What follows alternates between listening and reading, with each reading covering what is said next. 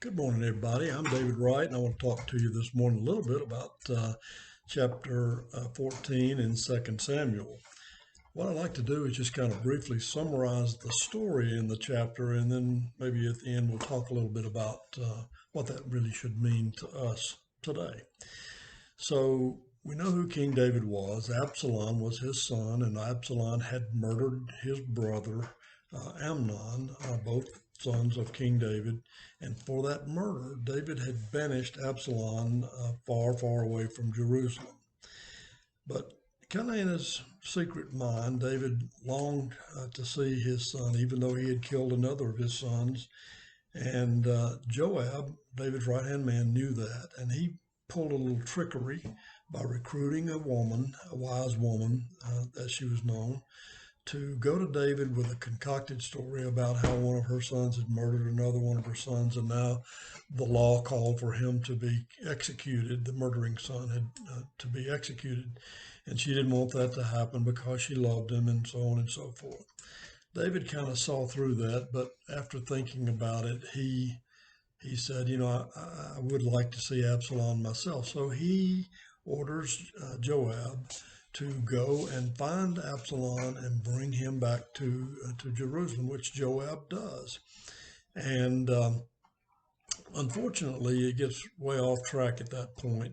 For whatever reason, King David was playing a game, I guess, of some sort, and he would not allow Joab to bring Absalom to him. And Joab wouldn't even communicate with Absalom. Absalom is sitting at his home, just waiting and waiting and waiting, and Joab never communicates. And so finally, Absalom arrived at a breaking point, and he said, "I've got to do something. I've just got to take care of this." So his thought of a solution was to go and burn Joab's fields. He burned all his crops, and that got Joab's attention, all right. But at any rate, he did take him to see David, and Absalom, of course, played the, uh, the recalcitrant son who wanted forgiveness, who loved his father, and so on and so forth. But the problem here is that all three of these men really wanted to be in charge. They wanted to rule, and there is no real evidence in the actual writing in the text of this chapter that any of them, any of those people I just described, ever really went to God for assistance to clean up this mess that they'd made. The whole story has just been a really bad version of humans being humans. Sin. That's what was at the center of it.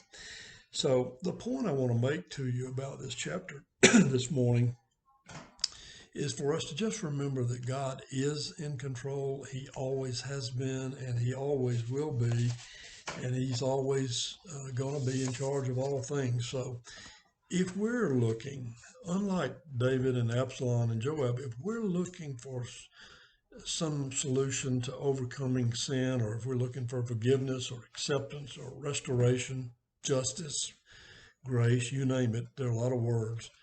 All of these cures come only from God.